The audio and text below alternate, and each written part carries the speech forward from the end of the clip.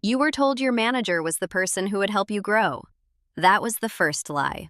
Not a malicious one, just a story the organization tells because it costs nothing and keeps you working. You believed it because you were supposed to. You showed up, asked good questions, took the feedback seriously, documented your wins, prepared your agendas.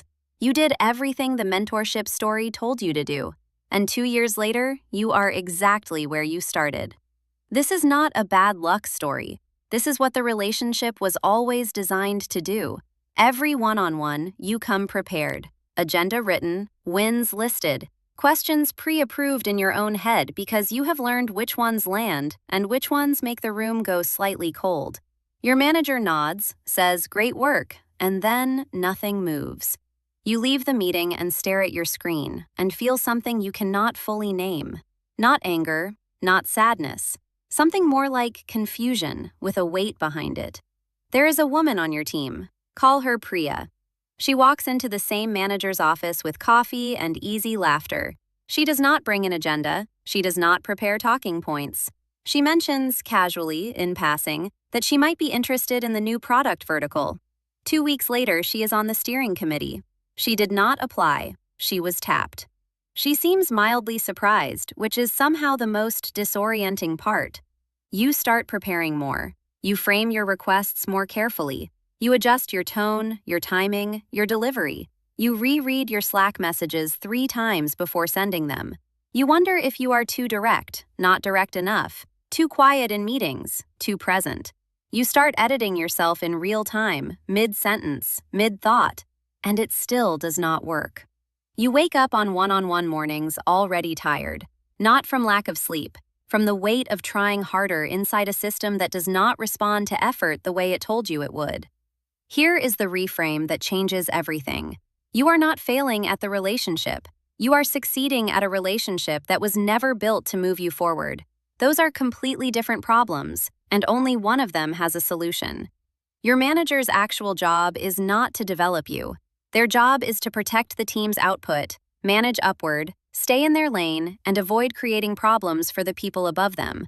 That is what they are evaluated on, not whether you grew, not whether you got the opportunity you earned, not whether your career moved. The organization measures your manager on delivery and stability, not on your trajectory. The mentorship story is the cover. It keeps you invested. It keeps you preparing, improving, trying. It costs the organization nothing and generates enormous effort in return. Development plans, growth areas, stretch goals. This vocabulary is not a launchpad. It is a holding pattern.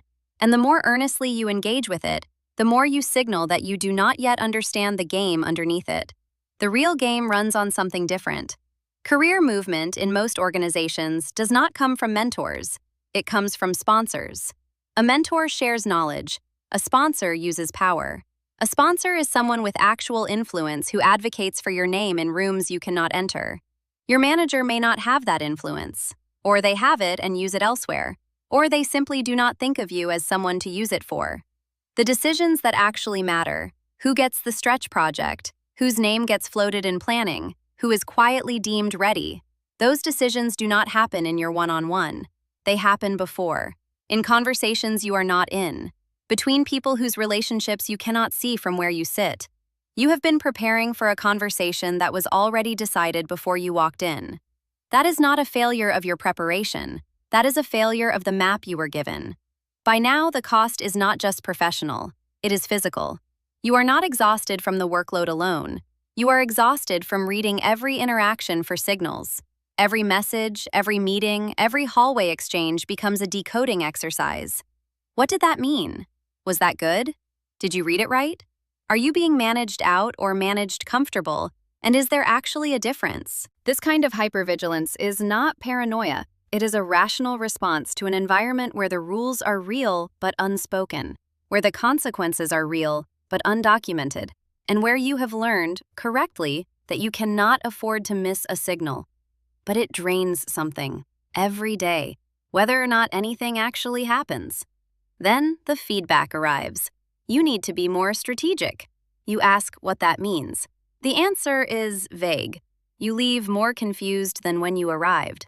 You spend 3 days quietly replaying the conversation, wondering if you are difficult, wondering if the exhaustion is showing, wondering if you have become someone who complains, and whether complaining and telling the truth are even different anymore. Priya gets the same feedback, more strategic. Hers is delivered over lunch, gently, framed as an exciting next step. She laughs it off. She is not afraid of it. She does not replay it for 3 days. She moves on before the afternoon is over. Same words, completely different experience. Because the relationship underneath the words is different. You cannot see that from where you sit. You only see the feedback, and you take it seriously in a way that costs you. The self-doubt you are carrying is not a personality flaw. It is a system output. Environments that are socially unstable, where the rules are unspoken and inconsistently applied, produce self-doubt in people who are paying attention. You are not losing your mind. You are losing your confidence inside a place that is structurally designed to make people like you question themselves. That is the mechanism. Not your failure, the mechanism. Now widen the frame. Your manager reports to someone. That someone has preferences, relationships, and visibility politics of their own. That person reports to someone else. The organization is not a meritocracy with imperfect execution. It is a social architecture, and movement inside it requires access, not just performance. Access to the right conversations, access to the right rooms, access to someone who will say your name when you are not there to say it yourself. HR is not the solution. HR exists to protect the organization from legal and reputational exposure. When you brought a concern, the conversation was designed to document it, not to change anything. The documentation protects the organization, not you. That is not cynicism. That is the job. The language of development, growth opportunities, development areas, readiness assessments, keeps you performing at full capacity while the organization makes no structural commitment to your future. You are delivering, fully, in exchange for vocabulary that sounds like progress but moves nothing. The mentorship story costs them nothing. It generates your effort, your loyalty, your emotional investment, and requires nothing reciprocal in return. You have been funding a relationship that was never designed to pay out. But here's what changes now. You can see the board, not just the visible org chart, the actual board. Who has formal authority and who has informal influence? Whose name gets said in rooms that matter? Who advocates for whom before the meeting starts? What you have been doing that was never going to produce movement, no matter how well you did it. And what movement actually requires in this specific environment. You are not confused anymore. You are oriented. Oriented is completely different. Confused means you keep trying the same thing, hoping for different results. Oriented means you stop. You look at the architecture. You stop pouring energy into a channel that was never going to carry it. You start identifying who in this building actually holds keys, not who is supposed to hold keys, who actually does. That is not optimism. It is strategy. Seeing the board clearly is not a small thing. Most people inside these organizations never get there. They keep adjusting their tone, their delivery, their agenda format. They keep preparing for conversations that were already decided. They keep waiting for a mentor to open a door that a mentor was never designed to open. You waited long enough. Now you know what you are actually looking at. That is the only thing that changes anything real.